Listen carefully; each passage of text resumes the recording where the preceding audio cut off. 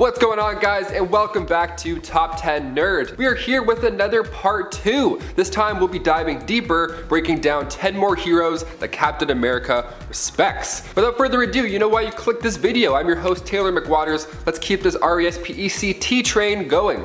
Number 10, Thor. A friend from work, Thor, aka the God of Thunder. One of the biggest moments in the MCU is when Cap saves Thor from Thanos using Thor's hammer. It's amazing. Thor says, "I knew it." The crowd chokes on their popcorn. It's a good time all around. In the comics as well, Cap is a pretty big fan of Thor. And Thor Disassembled Ragnarok was well underway, so assistance was needed. Preferably from superheroes, someone who can pack a punch. Steve was one of the first to get that call, and when Bucky came back as a new Cap in Secret Invasion, Thor helped immediately as well. If the endgame moment wasn't convincing enough, check out Thor issue 390. Thor is being held up, so Cap reaches out after hearing a scream that he's never heard Thor do. It's not looking good at all. And then he grabs the hammer, and now it's looking quite nice. Thor tells Cap to get out of town, reminding Cap that he's done more than his part already after that point. In Avengers Volume 3, Issue 63, Thor goes a little nuts and actually manages to dent Cap's shield with his hammer. Cap is the one that calms Thor down, reminding him of the bigger picture, and in turn, Thor fixes the shield with a little help from the power of Odin.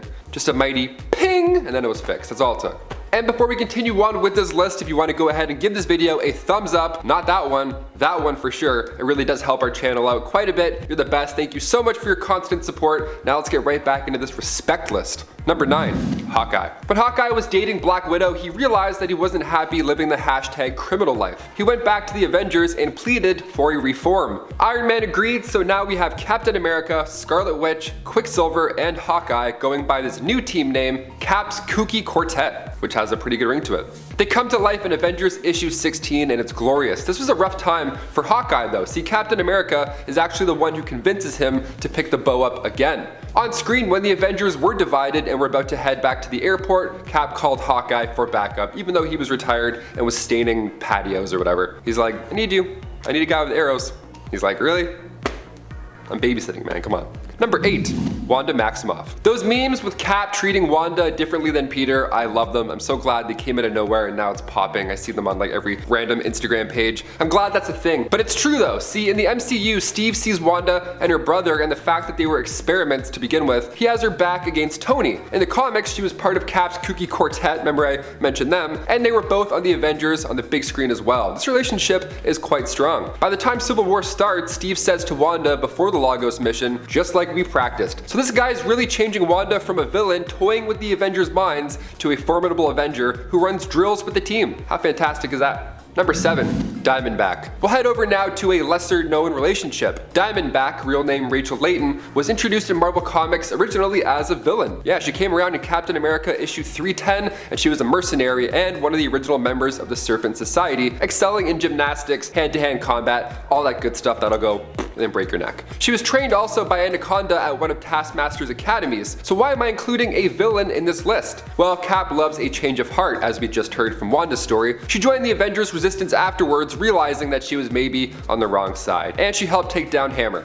So she's doing a pretty good job. And when Cap gives you a chance, that's a ball you can't drop. Number 6, Agent Venom. Flash Thompson first appeared in Amazing Fantasy issue 15 back in the early 60s, and since his first introduction as a classmate to Peter Parker, he's been all over the place. I mean, holy crap. First starting out as a bully, and by the time he left college, he was joining the military. And then by the time we get to Amazing Spider-Man issue 574, Flash had lost both of his legs in combat. When he returned, he was enlisted into Project Rebirth 2.0. The US government had acquired the Venom symbiote after Matt Gargan was arrested, so now Flash has legs again, and also some spectacular abilities. When he was selected for the Agent Venom project, Steve oversaw his first few missions. He looked up to Cap, and Cap also respected Flash for being a hero despite the skin suit he was wearing. Number 5, the Hulk. Dr. Bruce Banner, one of the big 6, of course, he makes the list. The Hulk smashed his way into comics in 1962, and since then, he's been one of the smartest, strongest, and angriest of the team. In the MCU, Banner's personal problems aren't as bad. I mean, he still turns into a monster every time he sneezes, but in the comics, his dark backstory made his relationship with the Avengers and Captain America that of mostly professional. In the MCU though, Steve respects Banner quite a bit. After all, he was the Avenger that snapped everybody back to life. He felt like he was the only one who could do it because because, well, you know, bravery and also Gamma. The first time they met, Banner was surprised Steve was only interested in using his brain aboard that helicarrier rather than his brawn. I'd say the respect was mutual right off the bat since Avengers 1. Steve even gives him the bro talk in Age of Ultron saying to go after Natasha, so he's one of the dudes, one of the cool bros. Number 4, Sharon Carter. We mentioned Peggy Carter on part 1, and after seeing Steve move on alarmingly fast in the MCU, just keeping it in the Carter family, we need to talk about Sharon, aka Agent 13 as well. In the comics, Cap met Sharon Carter when she was on a mission. She needed help with Batroc the Leaper. Cap came in and offered a helping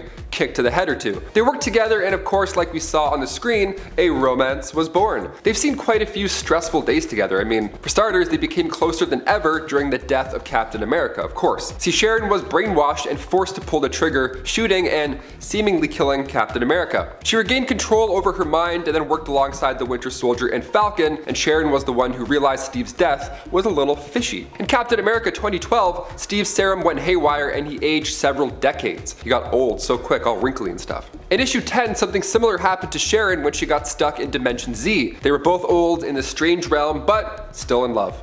Although wrinkly.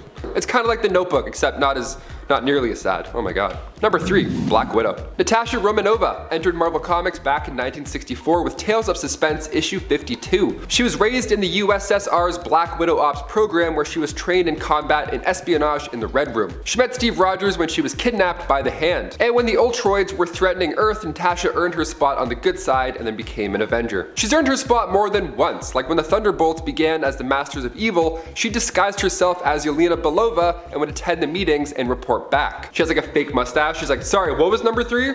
Anything spy related just gets me fired up, honestly. Even in Endgame, Steve and Natasha are the only ones still at the Avengers headquarters. Steve is hosting these group therapy sessions during the day, and Nat is trying to keep the world spinning at night, operating with the few remaining Avengers. They hear Ant-Man out, they give him a chance, they believe this time heist thing, and then after Natasha sacrificed her life for the Soul Stone during the time heist, it's safe to say Black Widow makes the Steve Rogers respect list. And also our respect list too. Number 2, Batman. What the hey? We have to include this one, it's too great of a moment. We've seen Marvel and DC join forces a couple times now. Marvel vs DC, Amalgam Comics, we got to see Galactus vs Darkseid, what a treat. But how do Batman and Captain America get down? Written by John Byrne, released in 1997, Batman and Robin bump into Cap and Bucky, and together, the two teams have to take down the Joker and Red Skull. Doesn't that sound like fun already? Usually these comics have two beloved superheroes beating each other half to death, but this one is mostly smiles. In the JLA Avengers crossover event though, they did fight each other at first, but by the time it ended, Batman and Cap trusted each other so much that Batman straight up gave Steve leadership to the Justice League. He's like, here's the keys, here's my butler, and here's my parents' urns. All of yours, enjoy.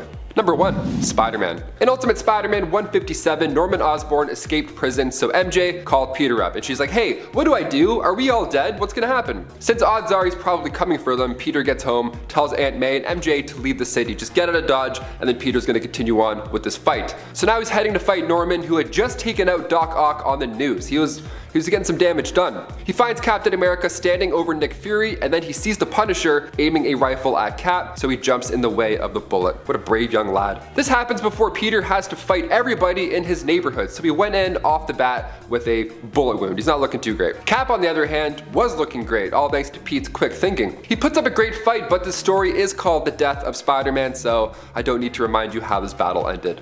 Ooh. But in Ultimate Avengers vs. New Ultimates issue 4, we see Cap showing mad respect for Peter after this moment. He reminds Peter that he just took a bullet for him without even hesitating. And he says when Pete grows up, he's going to be the best out of all of us. We like ending on tearjerkers here, apparently. There we go. But before you do go, drop some comments down below, even suggestions for future videos. Who we left out, any weird fears you have, we don't care. We just love hearing from you, honestly. I've been your host, Taylor McWaters. Keep being you, and we'll see you next time on Top 10 Nerd. Bye.